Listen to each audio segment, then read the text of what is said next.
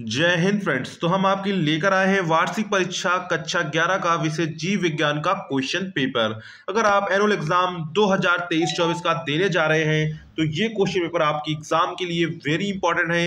इसमें आपको जितने भी क्वेश्चंस देखने को मिलेंगे वो आपके एग्जाम के लिए बहुत महत्वपूर्ण है। यही क्वेश्चन पेपर आपको आपके एग्जाम में दिखने वाला है, तो आपको एक एक क्वेश्चन को अच्छे से देखना है और उन क्वेश्चन को अच्छे से आपको तैयार कर लेना है। तो चलिए आज का वीडियो शुरू करते हैं। सबसे पहले हमको 20 ऑब्जेक्टिव क्वेश्चंस दिए जाएंगे और ये भी हमको OMR सीट पर भरने होंगे। कहाँ भरने होंगे? OMR सीट पर भरने होंगे। अब जो आपका पेपर का जो पैटर्न है वो बदल चुका है। अब 11th में भी आपको 20 ऑब्जेक्टिव क्वेश्चंस देखने को मिलेंगे, जैसे कि 10th में आते थे। तो अब आपको 20 ऑब्जेक्टिव क्वेश्चंस देखने को मिलेंगे। तो हम लोग सबसे पहले 20 ऑब्जेक्टिव क्वेश्चंस देखेंगे, इसके बाद हम लोग आगे वाले क्वेश्चंस को देखेंगे। उससे पहले अगर आपने अभी तक चैनल को सब्सक्राइब नहीं किया तो चैनल को सब्सक्राइब कर लीजिए। आपको क्लास 11, 12 आप आगे वाली क्लास करेंगे तो यहाँ पर आपको प्रीवियस ईयर प्लस उसी ईयर के मॉडल पेपर आपको इस चैनल पर मिल जाएंगे सभी क्लासेस के। तो इसलिए आप चैनल को सब्सक्राइब कर दीजिए, साथ में बेल आइकन को प्रेस कर दीजिए, जिससे आने वाली वीडियो की नोटिफिकेशन आप तक पहुंचती रहे। और जो वार्षिक परीक्षा के पेपर है लिंक आपको डिस्क्रिप्शन में मिल जाएगी, तो वहां से जाकर आप सभी पेपर्स को देख सकते हैं। तो यहां पर सबसे पहला क्वेश्चन है, निम्न में से किस पादप के फ्लोएम में सह कोशिकाएं नहीं होती हैं? साइकस, नीम, आम, सागौन। तो यहां पर क्या हो जाएगा? तो यहां पर हो जाएगा साइकस। क्या हो जाएगा? साइकस या हो जाएगा। तो यहां पर ऑप्शन नंबर कौन सा करेक्ट हो जाएगा? तो यहां पर ऑप्शन नंबर आ वाला आपका करेक्ट हो जाएगा। इसके बाद नेक्स्ट है, डीऑक्सीराइबोस शर्करा में कौन से नाइट्रोजनी क्षार की सहलंघनता नहीं होती है? Uracil, adenine, guanosine, thymine. तो यहां पर क्या हो जाएगा?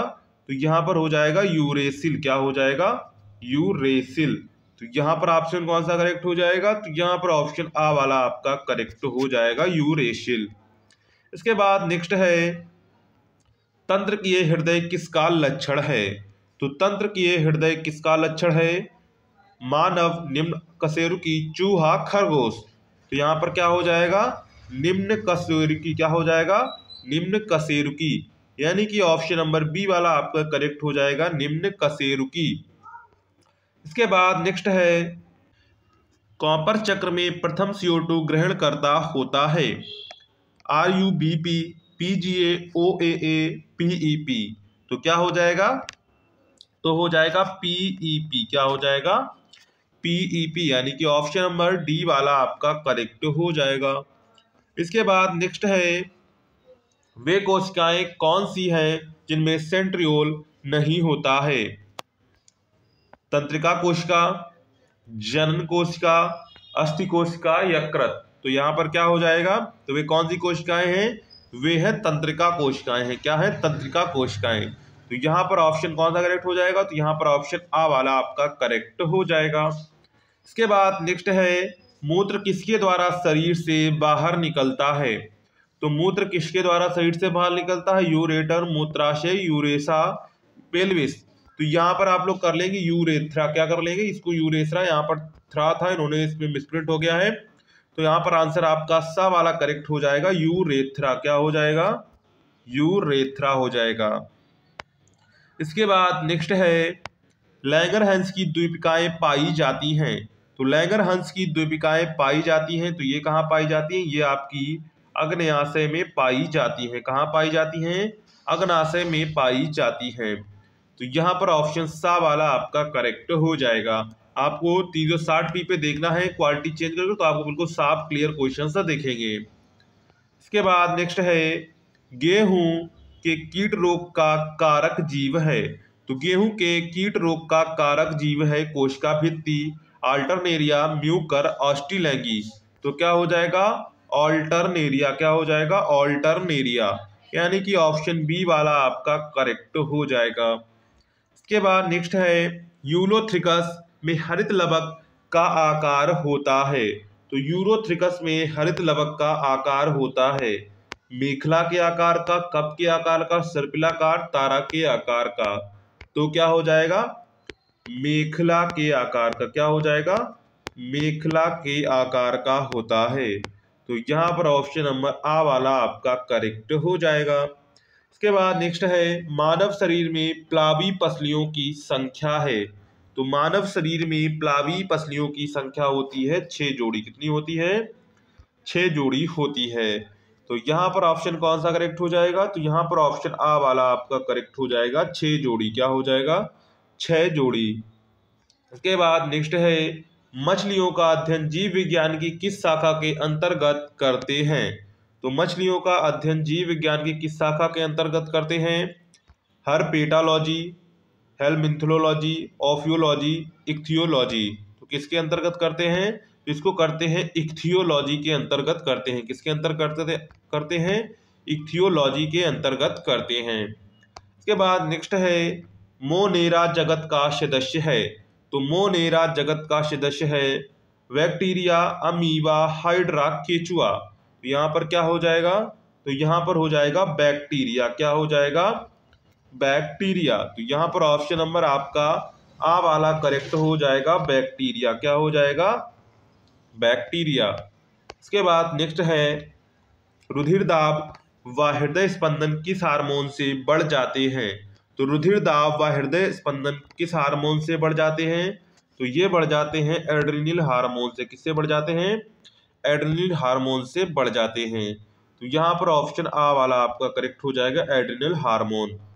इसके बाद नेक्स्ट है डीएनए नहीं होता है क्लोरोप्लास्ट में, माइटोकॉन्ड्रिया में, न्यूक्लियस में, परऑक्सीसोम्स में। तो यहाँ पर क्या हो जाएगा? तो यहाँ पर हो जाएगा परऑक्सीसोम्स में नहीं पाए जाते हैं। यहाँ पर ऑप्शन दा वाला आपका करेक्ट हो जाएगा। इसके बाद नेक्स्ट है तारक केंद्र कब द्विगुणित होता है? तो तारक केंद्र कब द्विगुणित होता है? मध्यावस्था, C12 प्रावस्था, S प्रावस्था, पूर्वावस्था। तो यहाँ पर कब द्विगुणित होता है? S प्रावस्था में द्विगुणित होता है। कब होता है? S प्रावस्था में द्विगुणित होता है। इसके बाद नेक्स्ट है अमोनिया से यूरिया का संश्लेषण कहाँ होता है? तो अमोनिया से यूरिया का संश्लेषण कहाँ होता है? वृक्क में, रुधिर में, वृक्क नलिकाओं में, यकृत में। तो ये कहाँ होता है? यकृत में होता है। कहाँ होता है? यकृत में होता है। न्यूरॉन भ्रूण के किस स्तर से बनते हैं? तो न्यूरॉन भ्रूण के किस स्तर से बनते हैं? एक्टोडर्म, मीसोडर्म, एंडोडर्म, इन सभी में। तो ये किससे बनते हैं? तो ये बनते हैं मीसोडर्म से। किससे बनते हैं? मीसोडर्म से बनते हैं। तो यहाँ पर ऑप्शन कौन सा करेक्ट हो जाएगा? तो यहाँ पर ऑप्शन बी वाला आपका करेक्ट हो जाएगा। इसके बाद नेक्स्ट क्वेश्चन पर चलते हैं। एक पेशी एक भाग को दूसरे पर झुकाती है, वह है। तो वह है फ्लेक्सर, एक्सटेंसर, एब्डक्टर, एडेक्टर। तो ये क्या है? वो होती है फ्लेक्सर। क्या होती है? फ्लेक्सर होती है। तो यहाँ पर ऑप्शन कौन सा करेक्ट हो जाएगा? तो यहाँ पर ऑप्शन आ वाला आपका करेक्ट हो जाएगा। इसके बाद नेक्स्ट है मानव में कवकों द्वारा उत्पन्न एक सामान्य व्याधि है। तो मानव में कवकों द्वारा उत्पन्न एक सामान्य व्याधि क्या है? रिंग वर्म है। क्या है? Ring worm. तो यहाँ पर ऑप्शन कौन सा करेक्ट हो जाएगा? तो यहाँ पर ऑप्शन आपका डी वाला करेक्ट हो जाएगा, रिंग वर्म। इसके बाद नेक्स्ट है निम्न में किसकी अनुपस्थिति में चिड़िया चमगादड़ से भिन्न होती है? शीतोष्णता, चतुवैश्मी हृदय, श्वास नली, डायफ्राम। तो यहाँ पर क्या हो जाएगा? डायाफ्राम। क्या हो जाएगा? डायाफ्राम। तो यहाँ पर ऑप्शन कौन सा करेक्ट हो जाएगा? तो यहाँ पर ऑप्शन दा वाला आपका करेक्ट हो जाएगा। इसके बाद खंड बा आता है जहां पर हमको वर्णात्मक प्रश्न देखने को मिलते हैं। तो यहाँ पर जैसे पहला है पीनियल ग्रंथि व हेडनल ग्रंथि से स्रावित होने वाले हार्मोन के नाम लिखिए। क्या है? पीनियल ग्रंथि व एड्रेनल ग्रंथि से स्रावित होने वाले हार्मोन के आपको यहाँ पर नाम लिखने हैं। इसके बाद नेक्स्ट है सूत्री विभाजन को सम विभाजन क्यों कहा जाता है? ये आपको बताना है। क्या है? सूत्री विभाजन को सम विभाजन क्यों कहा जाता है? इसको आपको यहाँ पर बताना है। इसके बाद नेक्स्ट है कोशिका जीवन की मूल इकाई है, संक्षिप्त में वर्णन कीजिए। इसके बाद नेक्स्ट है जगत प्रोटिस्टा के 2 लक्षण व उदाहरण दीजिए। तो यहाँ पर 2-2 नंबर के आपके 3 क्वेश्चन पूछे जाते हैं। कितने कितने नंबर के? 2-2 नंबर के। इसके बाद क्वेश्चन नंबर दूसरा है, यहाँ पर भी आपको 2-2 नंबर के देखने को मिलेंगे। जगत प्रोटिस्टा के 2 लक्षण लिखिए। क्या है? जगत प्रोटिस्टा के 2 लक्षण लिखिए। दूसरा है PCO2 का ऑक्सीजन के परिवहन पर क्या प्रभाव पड़ता है। तो यहाँ पर आपको 3 क्वेश्चन दिए गए हैं। और तीसरा है यहाँ पर अनावृतबीजी पौधों के 4 प्रमुख लक्षण लिखिए। तो यहाँ पर आपको 3 क्वेश्चन ये भी दिए गए हैं, 2-2 नंबर में आपको करने हैं। इसके बाद क्वेश्चन नंबर तीसरा है, यहाँ पर आपको 3-3 नंबर के 2 क्वेश्चन देखने को मिलेंगे। जैसे पहला है तंत्रिका आवेगों की उत्पत्ति एवं संचरण पर संक्षिप्त टिप्पणी लिखिए। हीमोग्लोबिन के महत्वपूर्ण कारकों कार्यों पर प्रकाश डालिए। तो यहाँ पर 3-3 नंबर पे आपको ये देखने को मिलेंगे। इसके बाद दूसरा है निम्नलिखित में अंतर स्पष्ट कीजिए। किसमें अंतर आपको स्पष्ट करना है? DNA व RNA, रुधिर व लसिका में क्या अंतर है, ये आपको यहाँ पर बताना है। इसके बाद नेक्स्ट है रक्त का थक्का जमना पर टिप्पणी लिखिए। कि रक्त का थक्का जमने पर आपको टिप्पणी लिखनी है। दूसरा है तंत्रिका कोशिका की संरचना का वर्णन कीजिए। तो यहाँ पर 3 क्वेश्चन आपको दिखते हैं, कितने कितने नंबर में, ये आपको यहाँ पर दिख जाते हैं 4-4 नंबर में 3 क्वेश्चन देखने को मिलेंगे। इसके बाद क्वेश्चन नंबर 5 है। क्वेश्चन नंबर 5 में आपको 5-5 नंबर के क्वेश्चन देखने को मिलेंगे। जैसे का वाला है प्रकाश संश्लेषण को प्रभावित करने वाले कारकों का वर्णन कीजिए। दूसरा है लसिका की संरचना एवं कार्य लिखिए। तो ये दोनों आपको करने हैं, दोनों पर आपको मिलेंगे 5 नंबर। इसके बाद खा क्वेश्चन है निम्न की संरचना तथा कार्य का वर्णन कीजिए।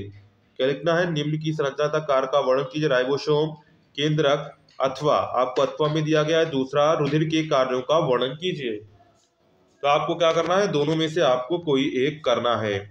इसके बाद क्वेश्चन नंबर 6 है। क्वेश्चन नंबर 6 क्या कह रहा है? अंतःस्रावी ग्रंथियां क्या है? मानव शरीर में पाई जाने वाली 4 प्रमुख अंतःस्रावी ग्रंथियों के नाम व उनके द्वारा स्रावित एक हार्मोन का नाम एवं कारण लिखिए। अथवा मस्तिष्क की संरचना का संक्षेप में वर्णन कीजिए।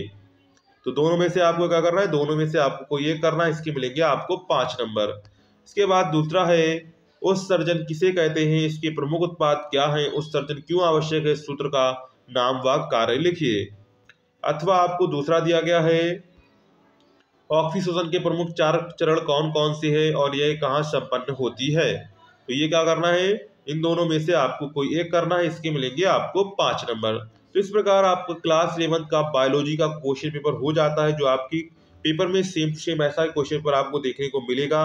तो आप इसको अच्छे से तैयार कर लिए, इसमें से क्वेश्चन आपके फंस जाएंगे। तो चलिए, अगर आपको ये वीडियो पसंद आया हो तो वीडियो को लाइक करिएगा, चैनल को सब्सक्राइब जरूर करिएगा, जिससे आने वाली वीडियो की नोटिफिकेशन आप तक पहुंचती रहे। मिलते हैं नेक्स्ट वीडियो में, तब तक के लिए जय हिंद।